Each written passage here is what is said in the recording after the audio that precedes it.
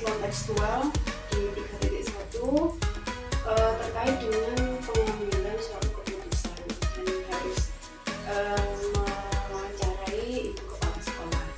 Untuk itu saya mohon waktunya sebentar, mohon Ibu Is untuk melakukan tugas ini.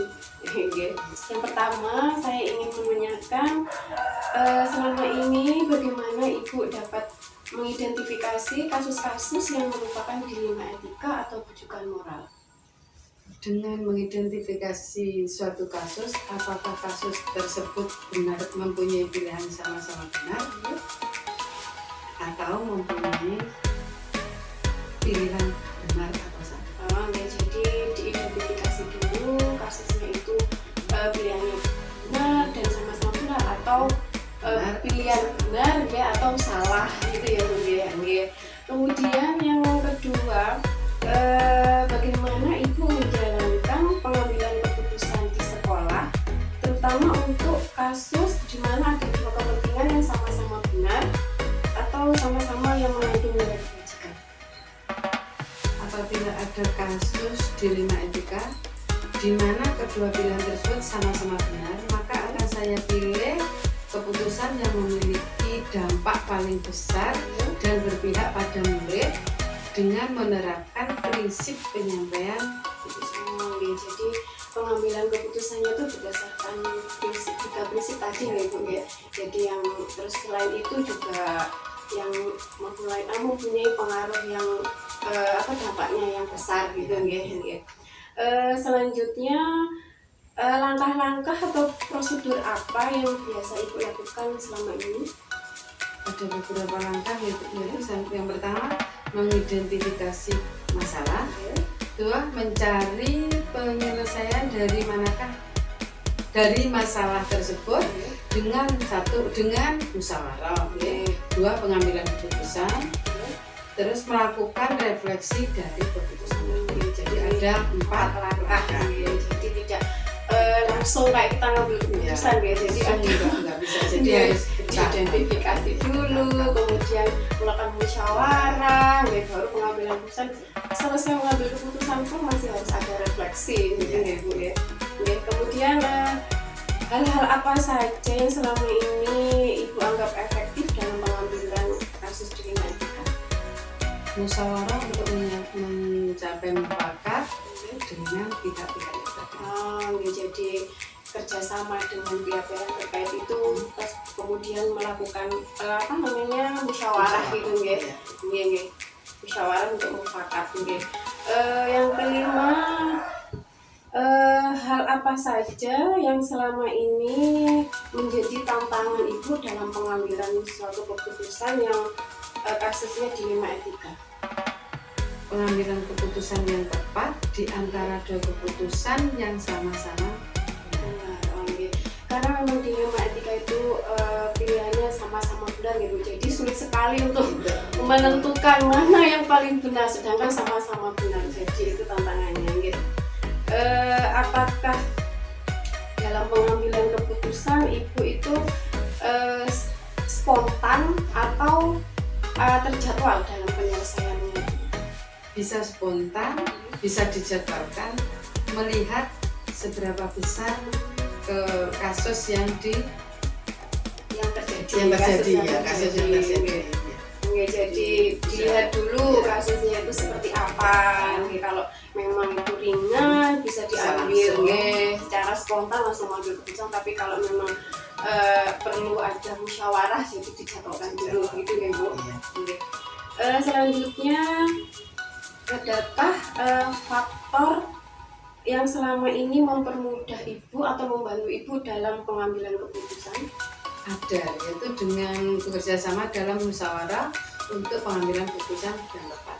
Jadi menurut Ibu yang mempermudah itu adalah musyawarahnya itu gitu, musyawarah dengan pihak-pihak itu yang mempermudah gitu. Selanjutnya, dari yang telah disampaikan semua Ibu, pembelajaran apa yang dapat Ibu petik dan pengalaman Ibu dalam mengambil keputusan dilema etika? Hasil pengambilan keputusan harus sesuai dengan nilai-nilai kebajikan berpihak pada murid dan dapat dipertanggungjawabkan selanjutnya. Jadi 3 itu yang mendasari untuk pengambilan keputusan gitu. Jadi sesuai dengan nilai-nilai kebajikan, kemudian yang penting juga yang berpihak pada murid itu yang penting, dan hasil keputusannya itu dapat dipertanggungjawabkan. Saya rasa cukup Ibu untuk wawancara saya hari ini. Mohon maaf saya mengganggu waktunya Ibu. Terima kasih atas waktunya Ibu untuk meluangkan wawancara dengan saya. Saya akhiri. Wassalamualaikum warahmatullahi wabarakatuh. Assalamualaikum warahmatullahi wabarakatuh. Waalaikumsalam warahmatullahi wabarakatuh. Selamat siang Bu. Selamat siang.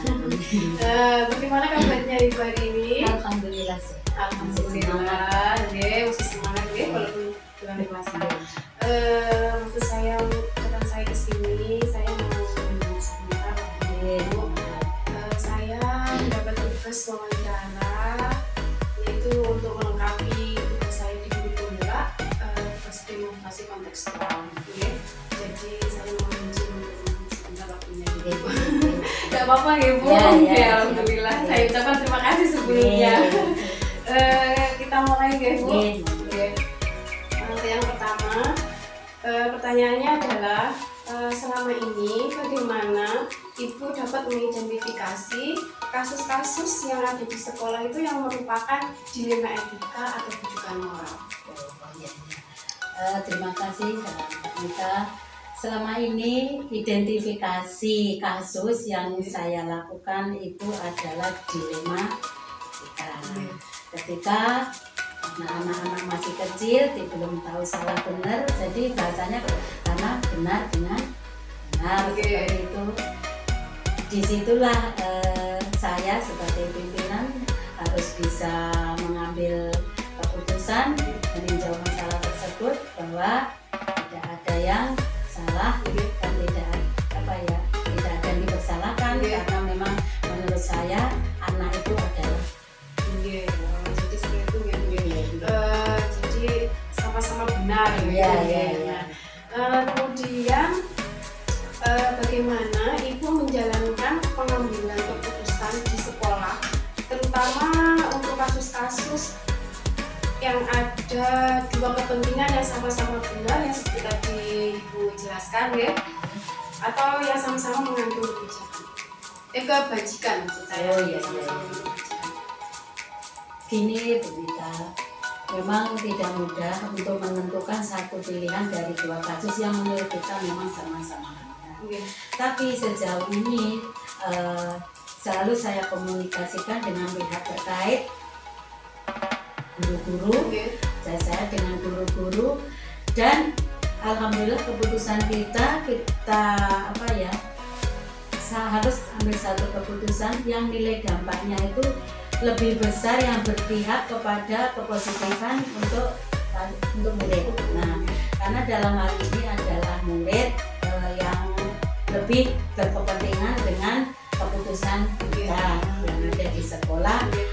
Jadi pengambilan keputusannya itu diambil yang dampaknya itu lebih besar dan yang paling utama berpihak pada murid seperti itu ya.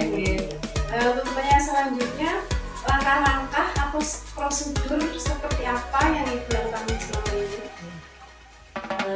Yang pertama adalah kita harus mengidentifikasi masalah tersebut. Yang pertama itu, kemudian mencari sumber atau penyebab dari masalah tersebut, kemudian kita mencari solusi. Nah, untuk mencari solusi ini kita tidak bisa melangkah sendiri, Bunda. Jadi saya tetap melibatkan 3 komponen pendidikan, yaitu orang tua, guru. Nah, kalau bisa masyarakat saya libatkan.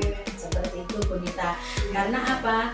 Terutama anak-anak yang menghadapi mayoritas dewan guru, jadi saya harus tahu betul kasus yang terjadi pada anak tersebut, agar nanti kebijakan atau keputusan yang kita ambil itu benar-benar baik untuk yang bersangkutan, seperti itu. Jadi mengidentifikasi masalah, kemudian melibatkan stakeholder yang berkepentingan untuk mencari mufakat solusi yang Jadi langkahnya itu ya Bu, yang pertama mengidentifikasi masalah dulu, dengan kemudian yang kedua juga akan musyawarah dengan stakeholder yang terkait juga seperti itu ya Bu. Jadi pengambilan keputusannya nanti biar gimana, mesti tidak salah mengambil keputusan seperti itu kan. Kemudian yang selanjutnya, hal-hal apa saja yang selama ini Ibu anggap efektif dalam pengambilan keputusan untuk kasus dilema etika ini? Untuk dilema etika itu jujur karena pendidikan itu melibatkan beberapa komponen seperti yang tadi saya gambarkan, 3 komponen pendidikan itu ada murid, wali murid dan ada guru pendidikan. Jadi memang apapun alasannya kita harus tetap bermusyawarah seperti itu. Jadi mungkin kalau saya punya solusi belum tentu tepat, tapi ketika kita 3 komponen ini, anak pun juga kita libatkan.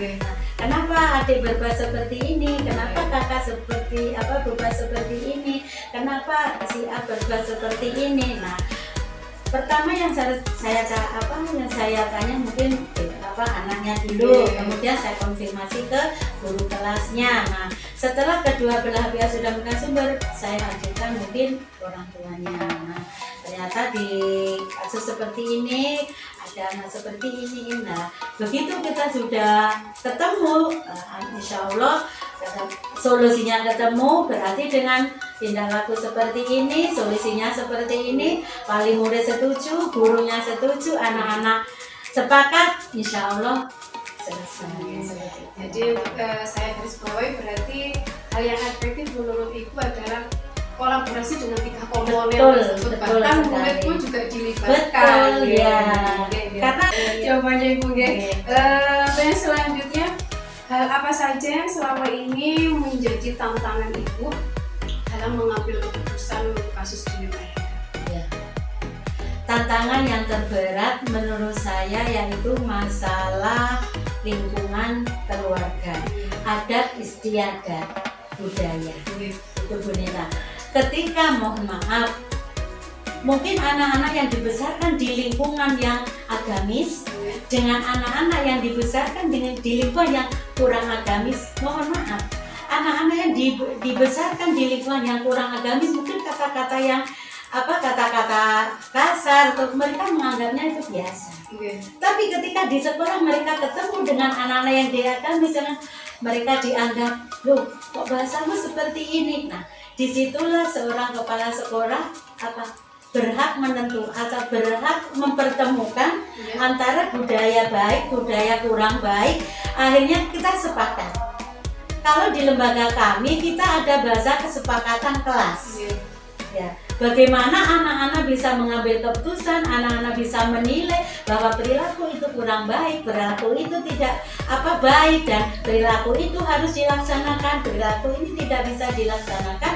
Jadi sekali lagi saya tetap melibatkan anak-anak dalam hal ini. Nah, kalau nanti konteksnya berkaitan dengan lingkungan kebiasaan yang ada di keluarga atau di rumah, saya juga melibatkan orang tua biar tidak miskomunikasi, keputusan kita, kebiasaan kita yang ada di lembaga itu diketahui oleh murid, wali murid, walaupun di awal mereka sudah kita beritahu, tapi namanya manusia kita mungkin ada lukanya. Jadi tetap kita harus musyawarah lagi, kemudian mensosialisasikan lagi kesepakatan seperti itu.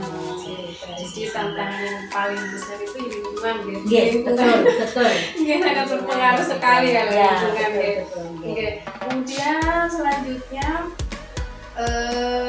misalkan Ibu itu menemukan suatu kasus untuk penyelesaiannya itu secara spontan atau dijadwalkan untuk penyelesaiannya? Jujur, kalau saya dua-duanya. Satu kondisional atau insidental, yang kedua mungkin ada berkala.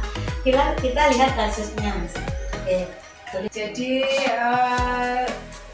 penyelesaiannya itu dilihat dari kasusnya dulu. Betul. Berat atau ringan. Jadi kalau sekiranya ringan bisa spontan, ya bisa diambil spontan. Penyelesaiannya kalau sekiranya harus ada diskusi atau musyawarah, jadi kita harus menjadwalkan. Kemudian adakah seseorang atau faktor-faktor yang selama ini mempermudah ibu atau membantu ibu dalam mengambil keputusan? Ada Ada. banyak. Oke. Saya banyak. Seorang kepala sekolah, saya berpindah itu ada kalanya kita harus membuat keputusan secara cepat, tepat, mohon maaf, kondisional. Oke. Ketika saya tidak ada yang bisa bicara, guru-guru saya nggak ada, saya harus mengambil keputusan cepat dan tepat yang insya Allah berpihak berdampak yang lebih banyak ke murid, rasanya seperti itu. Tapi alhamdulillah sejauh ini saya mengambil keputusan banyak yang bermudah saya, termasuk dewan guru, kemudian termasuk wali murid, kemudian alhamdulillah di sini juga ada komite paguyuban Bunita yang selalu saya libatkan, dan juga pondok pesantren, pengasuh pondok pesantren saya libatkan juga dalam hal ini. Alhamdulillah kasus-kasus yang ada di lembaga kami selesai. Jadi mudah ya. Jadi ternyata banyak sekali yang mempermudah untuk ibu Iya. mengambil keputusan. Betul Dengan sekali, betul. kolaborasi itu jadi penyelesaiannya juga semakin mudah dan semakin Iya, cepat juga. iya. Dan saya rasa sepakat dan mufakat Mufakat. karena Itu yang keputusan penting, bersama. nggih, Nggih, mufakatnya itu. betul, Bunita, Nggih. betul, nggih. Dari semua hal yang telah ibu sampaikan ya, menurut ibu pembelajaran apa yang dapat ibu petik dari pengalaman ibu mengambil suatu keputusan? Banyak pengalaman yang saya dapat ketika saya mengambil keputusan. Suatu keputusan itu pasti ada dua dampak, pro, kontra, Iya. suka, tidak suka, baik, tidak baik. Nah, tapi kesimpulannya Bunita, apapun itu karena kita bekerja di lembaga pendidikan yang notabene mencerdaskan anak bangsa, tanggung jawab moral kita sebagai pendidik. Jadi keputusan itu tetap harus berpihak kepada anak, ya, terhadap wali siswa atau Iya. wali murid yang berdampaknya harus positif. Nah, walaupun itu tidak mudah, seorang kepala sekolah harus bisa mengambil keputusan yang tidak berpihak pada satu atau dua, tapi berpihak pada kepentingan secara khusus dan kepentingan secara umum untuk kemajuan pendidikan di Indonesia. Pengalamannya seperti itu, dan karena saya bekerja di lembaga pendidikan yang paling dasar, itu tidak mudah. Namanya kalau saya ibaratkan Bunita itu, saya itu selalu bilang bahwa pendidikan PAUD dan sekolah dasar yang rendah itu sama dengan fase fondasi. Kalau di kurikulum Merdeka kita tahu tuh fase fondasi. Jadi tanggung jawab kita berat Bunita, apalagi terkait mengambil keputusan di 5 Merdeka tadi. Tapi bismillah dengan kolaborasi, dengan kerjasama dengan semua pihak.